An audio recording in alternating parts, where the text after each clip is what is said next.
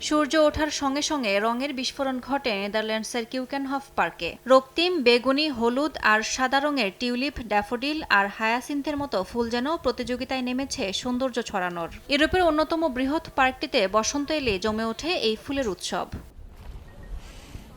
অপরূপ এই দৃশ্যের পেছনে রয়েছে অক্লান্ত পরিশ্রমও। পার্কটির প্রধান উদ্যানকর্মী স্টেফান স্লব্বে জানান, বছরের সবচেয়ে বড় কাজ হলো ফুলের বীজ রোপণ করা। অক্টোবরের দ্বিতীয় সপ্তাহ থেকে শুরু করে বড়দিনের আগের দিন পর্যন্ত ৪০ জন কর্মী হাতে হাতে বসিয়ে দেন ৭০ লাখ বীজ। Tulpenbollen die groeien hier heel erg goed op de grond. একটা একটা করে বীজ রোপণ করতে হয়। এটা খুব সময় সাপেক্ষ, কিন্তু ফলাফল যখন চোখে পড়ে তখন ক্লান্তি ভুলে যায়। Bepaalde voedingswaarde wat erin zit. ফুলের টানে প্রতিদিন পার্কে ভিড় করেন হাজারো মানুষ।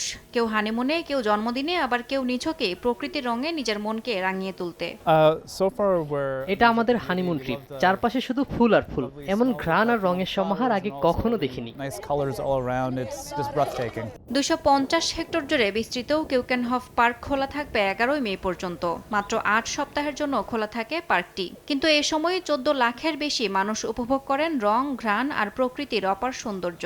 এবার সেই সংখ্যা ছাড়িয়ে যাওয়ার আশা করছেন সংশ্লিষ্টরা। ইয়াসমিন অনন্যা, সময় সংবাদ।